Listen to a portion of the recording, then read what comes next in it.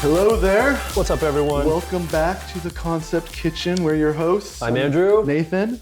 And yeah, we are, as always, cooking up something really tasty here. Yes. For your mind. Yes, for your mind. We don't actually cook or eat. Maybe in the future episodes Maybe we will. But, Just to connect it all together. Not today, yeah. No. Though as we talk, we are going to get hungry today. What are we going to chew on? So, I want to talk about freedom today. Okay.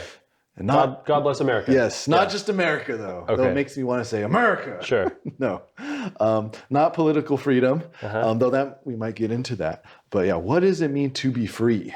Okay. Freedom. And the reason I bring this up is because I was reading a book, and in there, he said there were actually two different definitions, two types of freedom. Okay. And I never heard of that before. So he said there's negative freedom and positive freedom. Okay. So I've just got my phone here to read some notes on it. So it's more of the idea of being free from something that's negative freedom, like being free from oppression, for example, or freedom for something, being free to vote, for example. I got you, yeah. Okay. So those are both types of freedom, right? Being free from something that is stopping you, or being free to be able to do something. Yeah. And I don't know, when you say in those abstract words, they sound the same. Sure. Free from bad, free to get good. Yeah, exactly. Yeah, I got you. They kind of sound the same, but they actually, the way you view freedom, whether it's negative or positive, has huge implications actually on what you value. Actually, this book was saying, like what you think is good and what you think is bad. Okay. So I just wanted to, talk about freedom. What does society think freedom is? What do we think freedom is? Yeah. Because just to start off, I think freedom today is usually thought of as like being able to do whatever you want, like whenever you want, right? Wear a mask, don't wear a mask. Oh boy, we're getting political We're not already. going to go there, but yeah. Yeah, like no person or entity is able to tell you what you can or cannot do. Right.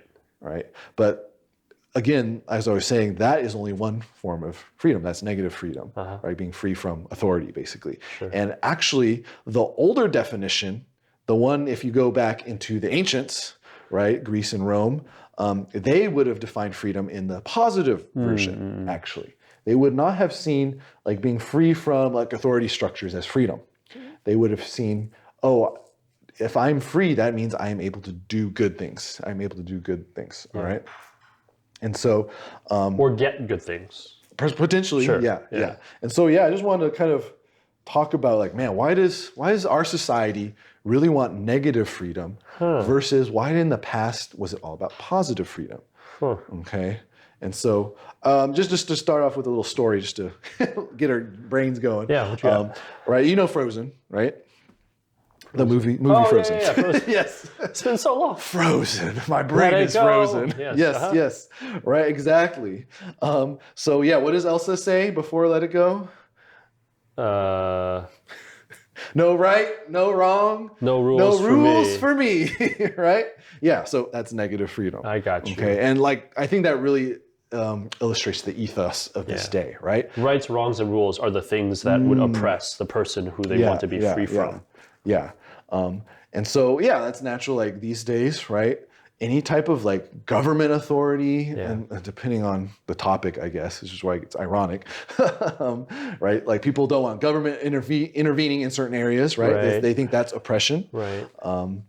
Or if, I don't know, say some type of authority, like in your school even, right? Your teacher telling you, oh, you can't sit there, you have to sit here.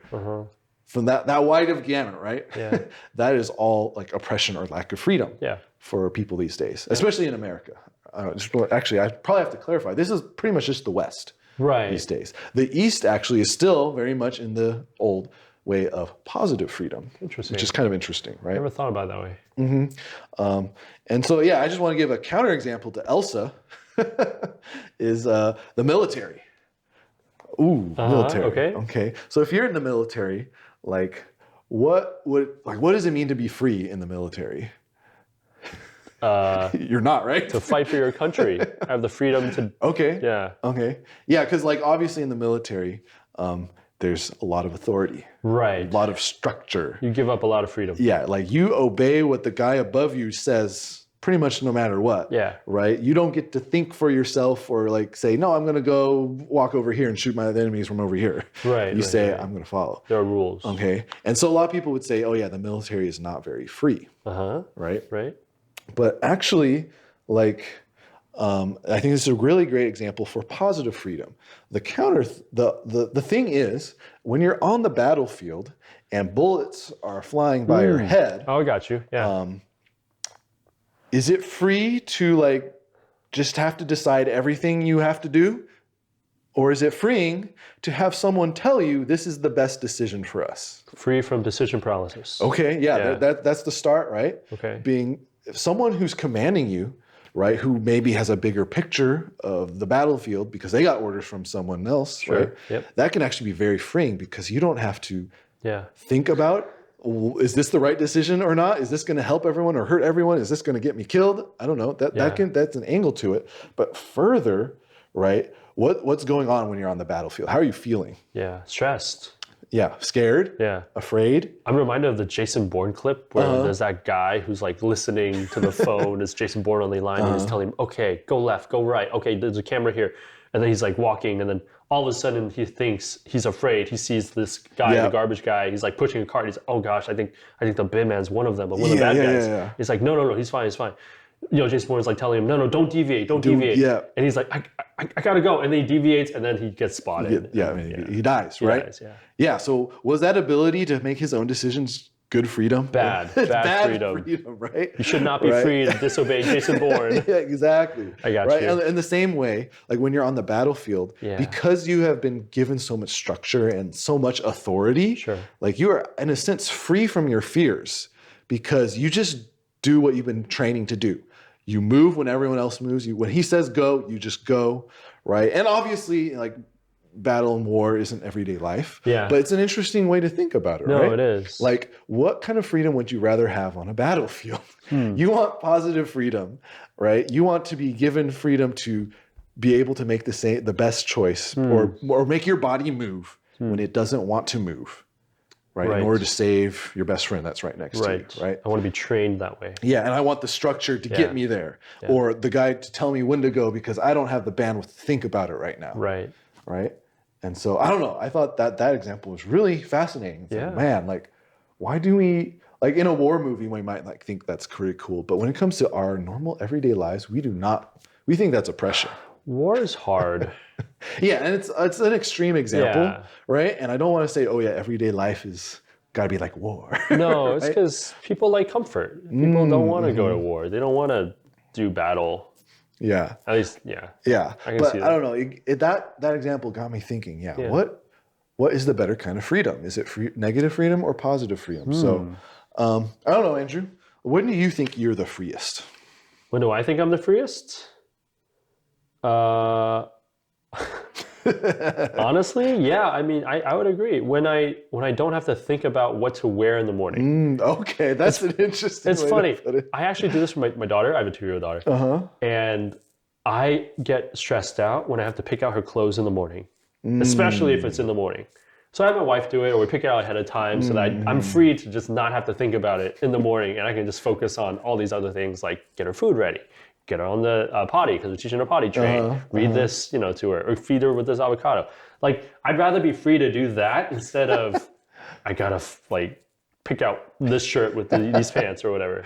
Freedom to me is that is funny. Wow. Yeah. I did not think you were gonna completely agree with positive freedom there, but I mean, that's really interesting, right? No, it is totally Once you true. become a dad, man, your perspective on freedom kind of changes. Oh, that's 100%.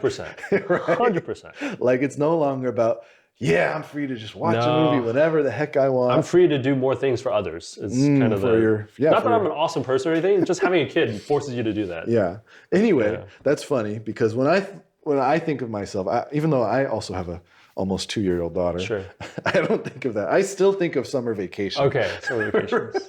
I don't know. Like in my head, like freedom is summer vacation. Like, don't have to go to school. Don't have to do homework. Like. Yeah, it's just, I could, like, at least for me, like, even though we had camps or whatever, sometimes, like, for the majority, I could just kind of do whatever I wanted. And not that part of it might have been because I didn't want to do anything like sketchy. Yeah. So I guess in a way, I couldn't do whatever I wanted. But the thing is, like, I don't know. At the end of summer vacation, how does everyone feel? Like I almost want to go back to school. Yeah, you just feel like gross. You're Like, what the heck am I doing? I'm so bored. Yeah. I remember one summer where I didn't feel that way. Really? But every other summer I totally felt like I just want to go back to school. Yeah. So while I was thinking about this topic, that's what I thought. It was like, yeah, summer vacation. Yeah, awesome. Yeah. Oh, wait. So much time. Oh, wait. But now it's like, after so a much while. time. Yeah. Oh, gosh, time. Listen to our first episode if you want to talk about time. Yeah. But anyway, I thought that was an interesting thought, right? That's kind of like that, right? When you have a little more structure. No, you're right. Like, sure, you could call school oppression because you have to do homework, but there's something about some of that structure that's actually really good and freeing. Yeah. Because it gets you out of like that decision paralysis you talked about. Yeah. But also kind of like just our natural instinct or desire to kind of like do stuff we don't want to do. Yeah. If that makes sense. No, that makes total sense. Which is funny because that totally goes counter with everything else we've kind of been hearing or been taught where the goal is just to free up your own time and look out for yourself. In some ways, it's easy to just look out for others, which frees up your own anxiety, which I think is supposedly maybe maybe the best idea. Anyway. That's really interesting, right? Especially when it comes to anxiety. Right. It's to actually, instead of focus on yourself, focus on someone else. Right. Which just seems so counterintuitive. Seems super counterintuitive. Like, no, I got to work on what I'm feeling. Yeah. But that maybe is a natural leading way to that doesn't make any sense. Segue. Natural segue to another thing I thought about, which was like, all right, why does society, why does the West want negative freedom so much? Why do we want to be free from everything? What do you think about that? Well, I think it might have to do with our past. People wanted free of slavery, which is oppression. That's true. There's definitely oppression out there. People. Yeah. Just to be clarified, I'm not saying positive freedom It's not there's either obviously or. It's you not have either to be or. free from something. Right. Okay. So anyway. Right. So I think it's probably a carryover from that, or maybe a misappropriation of that, or maybe even a concept creep of that, because of the concept of freedom, it's so ingrained. Freedom's so good. Yes, you America. definitely need it. We can't fathom the idea that maybe there's other things we need in addition to freedom. Maybe there's other things that, like being totally free, actually prevent us from having. Like one example I remember from Life of Pi. It's like it talks about a zoo. Okay. How a zoo is like a confined space. Yeah, that's like oppression for animals. That's oppression right? for animals. There's all these people, protesting to free the whales or whatever. But on the other hand, so is the wildlife, like Wild West. Like that would be, in some ways, worse because then you're not free from those dangers. That's right. They have predators. In their natural habitat. Okay. So then you're free to die out there or free to live in here. But then you get into, conversations. Yeah, which one's better? I would rather die in freedom of, the open air. Give me liberty or give me death. Exactly. Thank you. So I don't know. I think there's room for both. Of course, I think as a society, because we've been so ingrained in freedom only, we've lost sight of everything else. Yeah. I think that's kind of what's happened. No, totally. Yeah. I can totally see. Yeah, just our history in America, right, is all about freedom. Yeah. That's why it's a meme to say America when we talk about freedom, right? I think now that we don't have big institutions, we don't have oppressing slavery. Yeah. Well, legalized slavery. There's plenty of slavery and other forms in America. Right. And I'm not just talking like metaphorically. But now that we're kind of free from those kind of legal oppressions, right? Yeah. We still want more and more freedom from anyone telling us anything to do. Yeah. And when I was thinking about, I was like, it's because, right, we just want to do what we want to do, right? Yeah. Like, I just want to be free to do whatever I feel like doing. Sorry, just on that topic, another way to think about it is we're creating freedom for slaves, but we're also forcing people who had slaves to give up their slaves. Oh boy, we are getting into that's kind of like a misnomer, but it's like our way of saying enslaving the people who want to do whatever they want in enslaving people. No, I think you make an incredible point, actually. Yeah. And if we talked about politics more on this podcast, Sure, maybe we would get yeah, into it. we don't, But, but- no, I've thought Restricting of that, right? freedom is Naturally restricts or gives freedoms to someone else, or Correct. vice versa. Yeah, when you give people rights, yeah. it naturally will take away rights from others. right.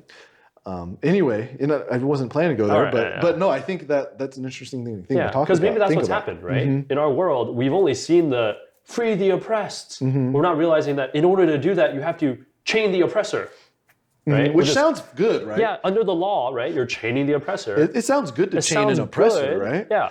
But they're not seeing that other side because all they can see is freedom of the oppressed is good. Because if, freedom is good. yeah. Yeah. Because if your definition of the oppressor is maybe wrong, Exactly. what if that person is not oppressing but actually freeing? Sure.